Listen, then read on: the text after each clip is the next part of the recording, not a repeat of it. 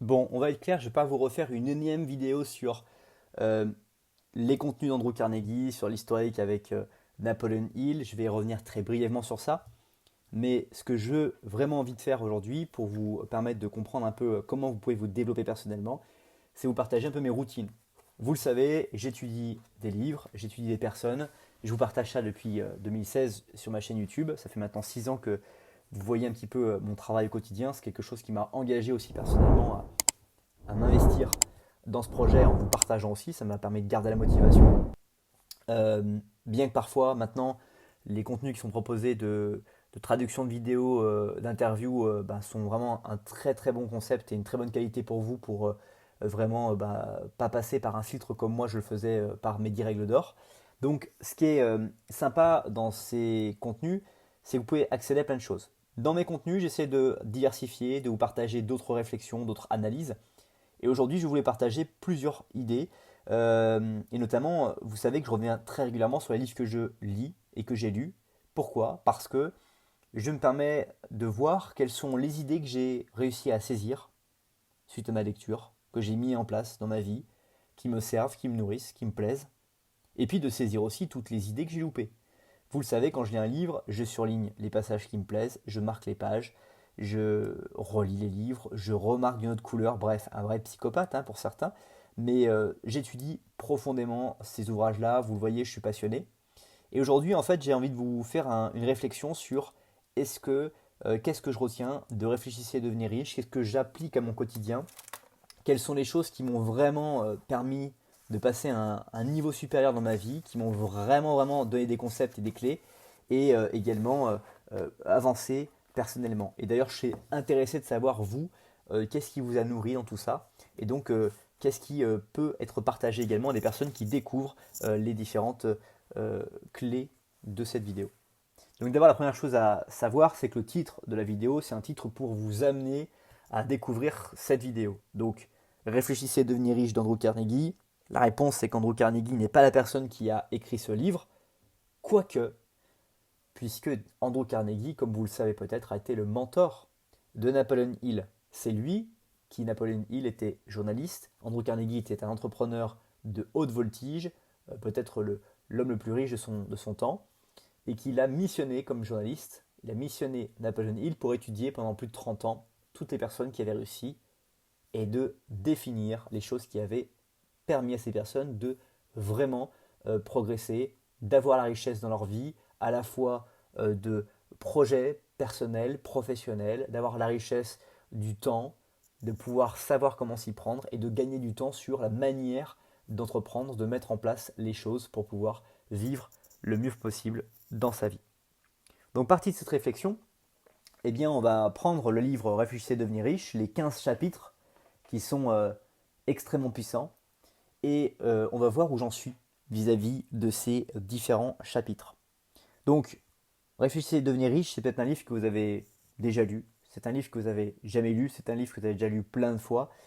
Clairement, je vous suggère ce livre comme premier livre si vous n'avez encore jamais lu un livre de ce type-là. Je vous suggère de lire ce livre et de le surligner, de le paginer, peut-être même de le mettre sur votre table de nuit, mais de le lire un petit peu chaque jour, 5 minutes chaque jour en vous réveillant le matin. Vous allumez la lumière quand vous vous réveillez, vous essayez de vous réveiller en lisant ce livre-là, et vous allez voir que vous allez apprendre des choses qui sont vraiment puissantes. Je crois que c'est un des livres les plus communs qui est un livre qui vraiment va vous transformer. Si c'est le cas, si vous connaissez ce livre, je pense que vous êtes déjà convaincu. Donc le premier chapitre, c'est qu'une pensée est un fait. Et donc c'est la réflexion de Napoleon Hill sur l'observation qu'il a pu faire. On va se mettre à réfléchir sur quelles sont les pensées que l'on a. Et donc quel constat peut-on faire des pensées que nous avons et où en est-on par rapport à ces pensées. Est-ce que ces pensées sont régulières? Ces pensées sont les mêmes que j'ai depuis 10 ans, depuis 20 ans. Et donc on va utiliser un principe intéressant qui est le fait d'écrire. Écrire régulièrement va vous permettre de consigner des pensées et de pouvoir y revenir. Vous pouvez revenir sur des pensées que vous avez vécues, vous rendre compte de la manière dont vous perceviez, la manière dont vous vous racontiez les événements de votre vie, et donc d'observer si cette manière d'avoir vu les choses est une manière qui était logique ou qui au contraire tout à fait idiote de votre part. Donc ça, c'est le premier chapitre. Le deuxième chapitre, c'est la première étape vers la richesse, le désir. Donc, ce qu'a fait Napoleon Hill pour rédiger ce livre-là, c'est de trouver les ingrédients, comme une recette de cuisine, vis-à-vis de la richesse.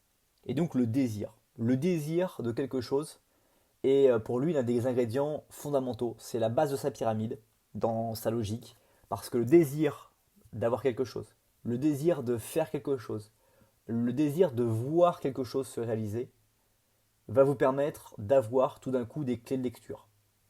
Je vous prends un exemple tout à fait évident. Vous souhaitez une nouvelle voiture, vous avez identifié la marque de votre voiture, vous avez identifié le modèle de votre voiture, et tout à coup, vous ne voyez plus que la voiture que vous souhaitez. C'est le désir. C'est la même chose que vous pouvez mettre en place dans le désir de quelque chose dans votre vie. Vous allez identifier les différentes facettes, et puis d'un coup, vous n'allez plus voir que ça. Et donc, vous allez progresser de manière rapide, et vous allez tendre vers cette réflexion. Et j'allais même dire que dans les concepts de Napoleon Hill, il y a la notion de désir ardent, vraiment puissant. Troisième chapitre, c'est la deuxième étape vers la richesse, c'est la foi. La foi, alors évidemment Napoleon Hill était quelqu'un qui pratiquant religieux, pour lui c'était quelque chose d'évident. Mais la foi, pour quelqu'un qui est athée aussi, c'est cette sensation que les choses vont bien se dérouler, que à la fin du chemin on arrivera bien à destination.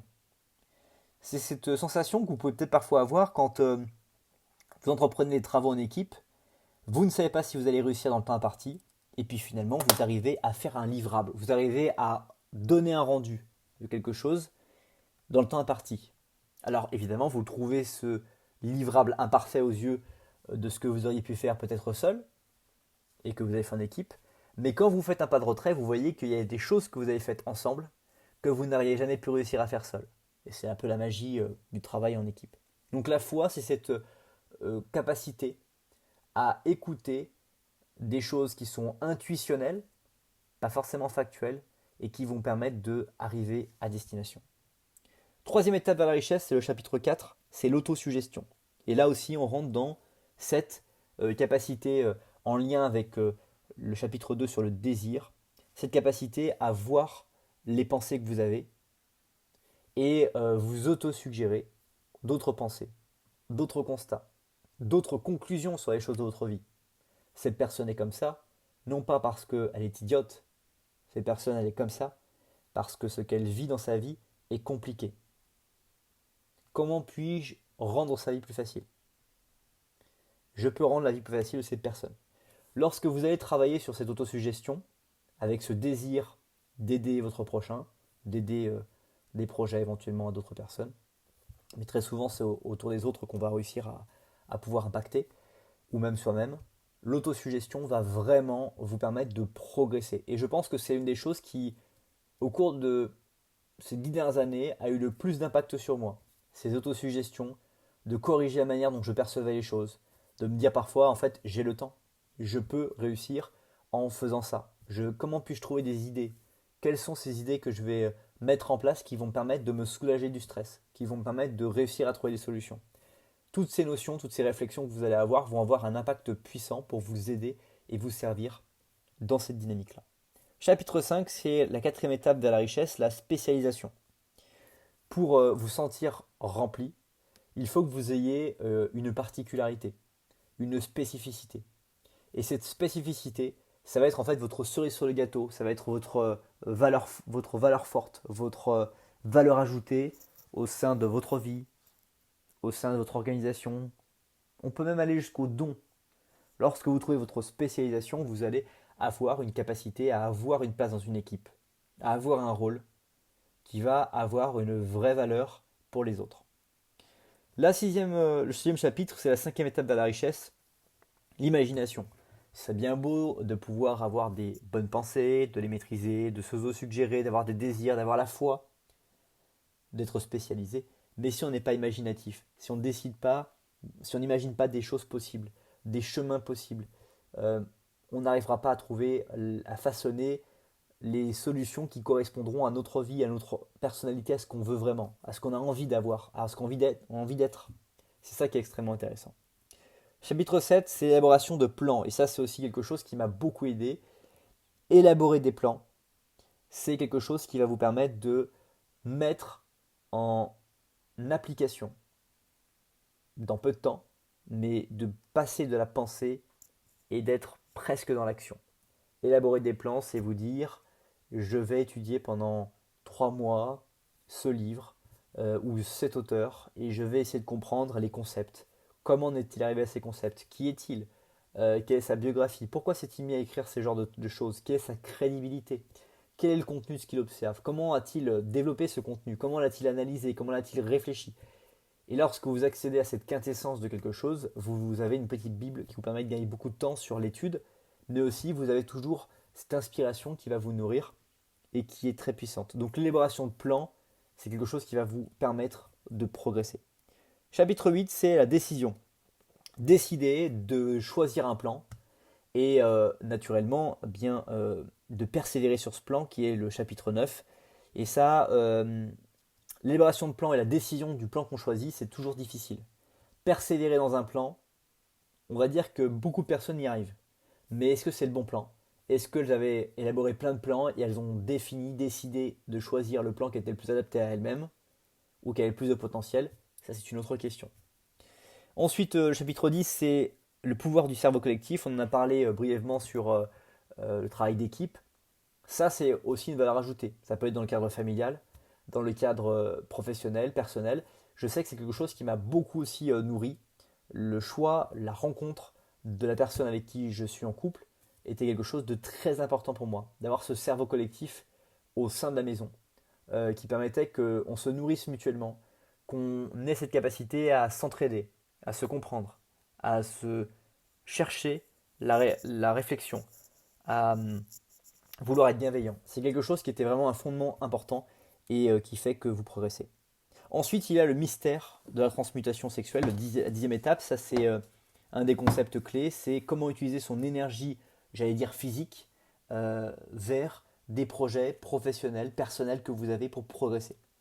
Concept extrêmement intéressant. Chapitre 12, le subconscient. Donc, comment vous allez réussir à interagir entre votre inconscient et votre subconscient. Donc il y a toujours des choses qu'on va avoir en tête de manière inconsciente et de manière consciente. Et puis dans le subconscient, ce qui va nourrir votre inconscient et votre conscience, vous allez chercher à interagir avec cet état d'esprit. Donc travailler votre visualisation. C'est aussi un concept qui dans on va dire, ces 5 dernières années a eu beaucoup d'impact sur moi, notamment avec la rencontre de ce livre, le Miracle Morning, où j'ai pu découvrir le principe de la méditation avec la respiration, la visualisation, l'affirmation positive, qui permettent de vraiment programmer chaque matin votre subconscient à des réflexions, à des analyses, à des perspectives, à des principes qui font que vous progressez et que vous vraiment, chaque jour, vous avez un jour sur mesure par rapport aux pensées que vous décidez d'avoir, d'observer. Chapitre 13, c'est le cerveau humain, de voir comment votre cerveau fonctionne, de voir comment vous pouvez mieux récupérer, mieux vous alimenter, mieux nourrir votre cerveau en termes de compétences, de connaissances, de contenu. Comment vous pouvez réussir à faire que vous diversifiez le contenu que vous téléchargez dans votre cerveau chaque jour, que vous apportez de nouvelles réflexions, de nouvelles analyses. Donc ça passe encore une fois par des choses que vous allez délibérément étudier, délibérément réfléchir et comprendre.